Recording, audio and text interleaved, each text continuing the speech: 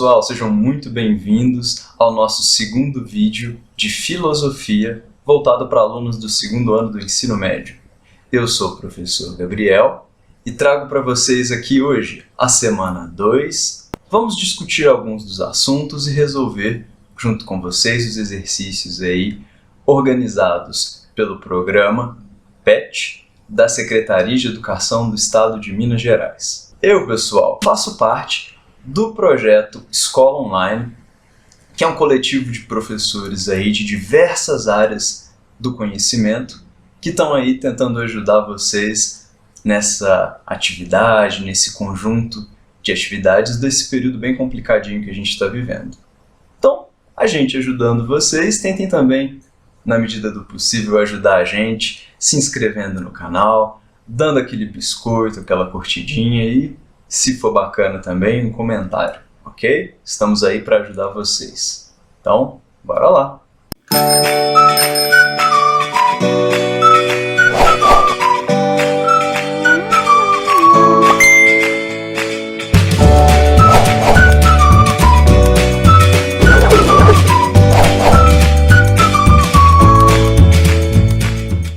Pessoal, começamos a nossa aulinha com a semana 2, tratando do tema da linguagem, certo? Esse é um tema que é extremamente interessante e é um tema que envolve várias e várias áreas do conhecimento. Inclusive, para quem tiver aí grandes interesses de alçar voo na faculdade, vocês vão encontrar com certeza isso. Quem for para a área de letras, quem for para a área aí de estudos da música, na matemática, a linguagem, pessoal, nada mais é do que um sistema, ou melhor, vários sistemas que o ser humano desenvolveu, que é ligado aí à comunicação. As linguagens humanas, pessoal, estão presentes aí na arte, na música, na matemática, não é só na escrita e na fala. Tem linguagem, inclusive, na nossa vestimenta, certo? Segundo aí a semiótica, a teoria dentro dessa área de humanas que trata das linguagens, segundo essa área, a linguagem é composta de signos, que são partes menores. Essas partes menores, os signos ou representações, buscam aí transformar um determinado objeto, uma coisa que existe por conta própria, em determinada coisa. Uma nota é um signo. Uma nota musical, dó, ré, mi, fá, sol, são representações de sons, certo? O número 1, o número 2 são aí signos, são representações de unidades, de quantidades das coisas, certo? A letra B, a letra A, o som Bá, né? São todas representações aí, signos de coisas existentes no mundo real. Então vamos para o nosso primeiro exemplo, pessoal. Representação. Um signo, representação, pode ser várias coisas, né? Como diz aí o texto que vocês têm acesso, um galo, um objeto real, um ser vivo, ele pode ser representado por vários signos, certo? E eu não estou falando aí de touro, Áries. Não. Uma fotografia é um signo. É uma representação, uma forma de representar esse ser. Se você tira a foto aí de um galo, você está aí representando esse ser vivo real. Um desenho é também um signo. É uma representação do bichinho ali, do galo. A palavra galo também é uma forma aí de representar com letras numa palavra aquele ser vivo que existe. Ok? Segue com a gente. Existem diversos tipos aí de representações de signos diferentes, certo? Vamos lá. A gente tem o ícone, os que são do tipo índice e os que são do tipo símbolo. Vamos lá. O que seria um signo, uma representação, né, do tipo ícone. Um desenho, por exemplo, de um galo, é um ícone, porque apresenta semelhança com aquele ser vivo. Então, quando você está lá desenhando o galo e está lá com aquele desenho feito, esse desenho, no caso, é um ícone porque ele se assemelha àquele ser vivo. Uma pessoa que veja o seu desenho vai ali retirar, né, coisas, percepções ali, como a cor, como o bico. E aí, por uma relação ali de semelhança, vai falar, ah tá, esse desenho aí é um desenho de um galo. Entende? Um outro tipo aí de representação, outro tipo de signo, seria desse tipo aqui, ó, índice. Um índice, pessoal, nada mais é do que um tipo de signo que tem algum tipo de relação de experiência ou de causa ou consequência daquilo que você está tentando representar. Viaja muito não, espera um pouquinho. Vamos ver o exemplo que está no material de vocês. Vamos lá. Se você vê uma nuvem escura, certo? Ou se eu falo para você de uma nuvem escura no céu, você vai ali rapidamente obter a ideia de chuva, certo?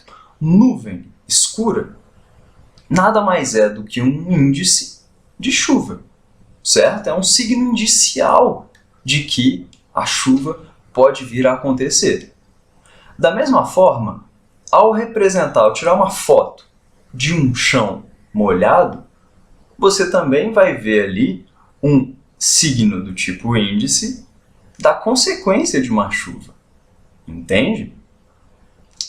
O terceiro tipo aí de signo seria ali o símbolo. O que seria o símbolo? Um símbolo é um tipo de representação, mas que tem mais a ver com uma tentativa subjetiva de representar algo. Por exemplo, uma pessoa vestindo preto, com uma carinha ali meio triste, né? Você está o quê? Provavelmente interpretando que aquela pessoa está de luto, porque alguém morreu. Nas culturas ocidentais e no Brasil também, o uso do preto por uma pessoa é um símbolo de luto, pode ser um símbolo de luto. Certo, pessoal? Deu para acompanhar mais ou menos? Eu espero que sim. Continuando, pessoal. Toda linguagem humana possui um repertório, certo? O que é um repertório? É um conjunto de signos, de representações, certo? Por exemplo, a linguagem matemática possui um repertório de números, de símbolos como somatório, aquele maisinho, ou menos, com a subtração, certo? Toda linguagem possui um repertório. Na linguagem musical seriam as notas, as partituras ali. Toda linguagem também possui regras. Regras, por exemplo, como regras de combinação. Um exemplo aqui do lado. Determinados signos podem ser usados juntos, outros não. Por exemplo, a palavra subiu, certo? Dá um determinado sentido, né, de que um indivíduo ou um outro ser, ou o que seja, está, né, no movimento ascendente, subir. E aí você falar numa mesma frase, eu estou subindo, descendo, o fulano de tal subiu, descendo, faz sentido? Não faz. Não faz sentido. Então você tem um problema ali numa regrinha de combinação. Subir, descendo, não faz sentido. Infringe aí uma regra de combinação. Várias e várias outras linguagens também possuem regras de combinação, certo? Na hora de fazer uma equação matemática, você não pode colocar 4 mais, menos, dividido, 5, igual, mais, 3, 4, 2, mais, dividido, menos, igual. Não. Existem regras de combinação dentro da linguagem matemática. Dentro também da linguagem escrita, falada. Dentro da música também, né? Quando fala ali que a pessoa está meio desafinada, quando fala ali que a pessoa está colocando duas notas que não combinam muito, né? Um outro exemplo, toda linguagem, pessoal, possui regras, mas também regras de uso, não só de combinação. Regras de uso seria, por exemplo, quando ou como usar aqueles signos, certo? Quando você é convidado para poder ir para um velório, mais uma vez esse exemplo, você é esperado, né, que você utilize o preto, certo? Uma pessoa ir para um velório utilizando roupas festivas ou utilizando ali um rosto feliz, certo? Não faz muito sentido, certo? E infringe um pouco das regras de uso das linguagens. Tá dando para acompanhar? Espero que sim, e espero que essa área tenha te causado um pouco de interesse. Como eu falei, é uma área muito interessante e principalmente envolve ali cursos como letras e outros cursos interessantes aí de humanas, ok? Vamos lá para as atividades? Primeira atividade, pessoal. Dá uma olhadinha aí. Por que se pode dizer que a aquisição da linguagem é a senha de entrada no mundo humano? E aí? Como assim esse negócio de aquisição, adquirir, conseguir linguagem é a senha de entrada no mundo humano? Para entrar no mundo das pessoas eu preciso de alguma senha? Uai, gente, pensa um pouquinho comigo. Olha a minha sugestão de resposta. A partir do momento em que você nasce como um ser humano numa sociedade, você já vai ali aprendendo várias e várias linguagens, certo? Se o papai e a mamãe estão tristes, eles representam isso com a sua linguagem facial ou com as suas palavras, certo? Então, seja pelas expressões do rosto, que são linguagens, seja pela sua fala, seja pela escrita que você vai adquirindo, seja pelo tom de voz que você usa, ou a música que você ouve quando está triste ou quando está feliz. Tudo isso a gente vai o quê? Adquirindo ao longo da nossa vida, ao longo da nossa criação com os nossos pais, avós, amigos, né?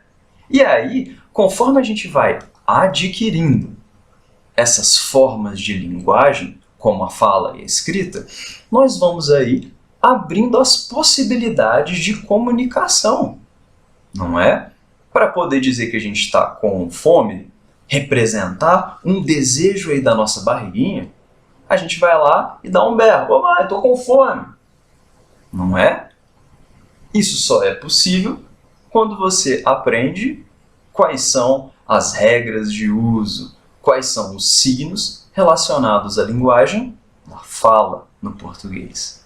Tá dando para acompanhar? Além do mais, olha que interessante, quando você adquire a linguagem da fala e da escrita em português, abre-se também uma porta para o aprendizado de outros conhecimentos e até de outras linguagens. Pessoal, com a linguagem da fala, da escrita, por exemplo, a gente aprende em diálogos, em leitura, a gente pode aí comunicar a nossa experiência no mundo.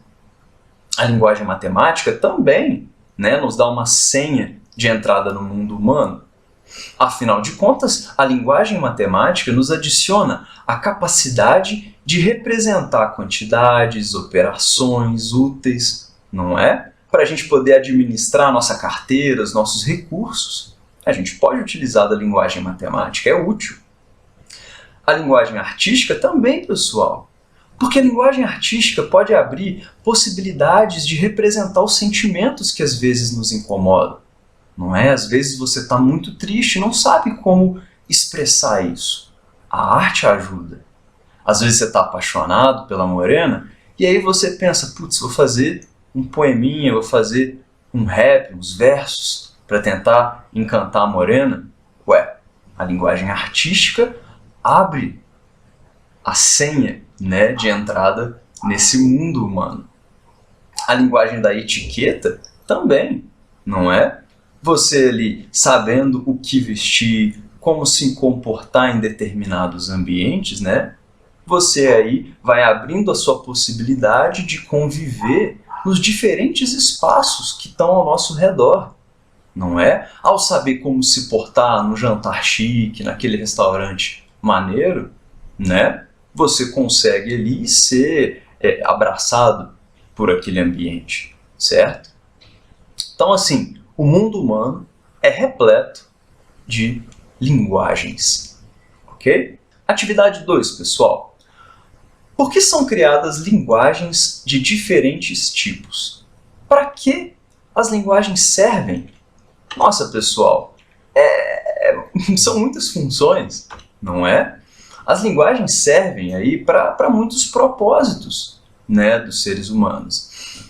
A gente cria as linguagens aí para tentar, por exemplo, representar o mundo que está à nossa volta, a realidade, com exatidão. A linguagem serve também, pessoal, as linguagens servem para expressar ícones, certo? Para poder expressar símbolos de uma maneira artística, para facilitar a comunicação, né, entre pessoas, em uma comunicação complexa, em que você possa expressar ideias, sentimentos e até coisas que não existem fisicamente, certo? A linguagem e as diferentes linguagens também ajudam a gente aí a rememorar o passado, a lembrar de coisas que aconteceram antes ou de ficar sabendo de coisas que ocorreram antes mesmo da gente nascer. As linguagens servem também para repassar mensagens e ideias. Servem, pessoal, para antecipar, inclusive, as falhas em construções humanas.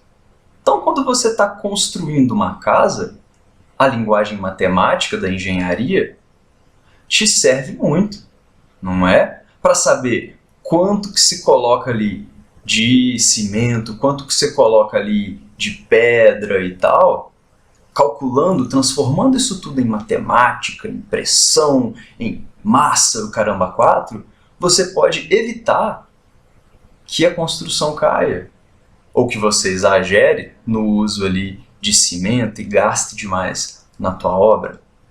Então, pessoal, linguagens servem para funções práticas, como entendimento científico, para funções poéticas, como a expressão da subjetividade humana, servem para várias coisas.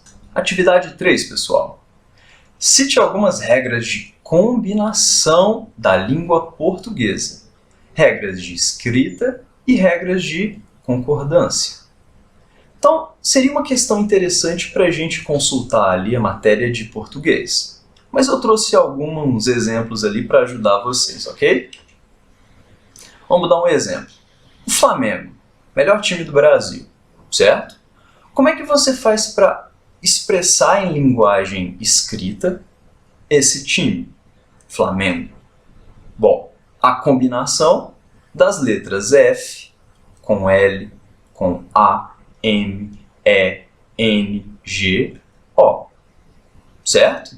Essa é a maneira correta de combinar esses signos, essas letras, de modo a produzir o som Flamengo que representa ali o time real campeão carioca. Agora, um erro numa regra de combinação ali que forma a palavra Flamengo seria você falar ou escrever F, R, A, M, E, N, G, O. Ok? Então, a maneira correta, formal, seria FLA, Flamengo, e não FRA, Flamengo. Um exemplo aqui de regrinha de concordância que a gente pode trazer seria aquela que algumas pessoas cometem, que é um pouquinho chata. Vamos lá. A gente vai para a praia, ok? A gente vamos para a praia? Aí não. Aí nós temos um erro de concordância, certo? Então aí, um exemplo, né, de regras de escrita e uma regra de concordância. Joia, pessoal? Atividade 4. qual a relação, entre as regras de uso de uma língua e a cultura na qual ela é usada? Então, o que tem a ver regra de uso de uma língua com a cultura? Pessoal, tem tudo a ver. Porque pensa comigo, né? Cada cultura, né? Cada grupo social que tem sua cultura, sua maneira de viver, cada grupo social tem seus costumes, seus hábitos, suas peculiaridades. Isso tem tudo a ver com linguagem. Porque, por exemplo, a forma de você se vestir, que é uma linguagem, varia em diferentes espaços, né?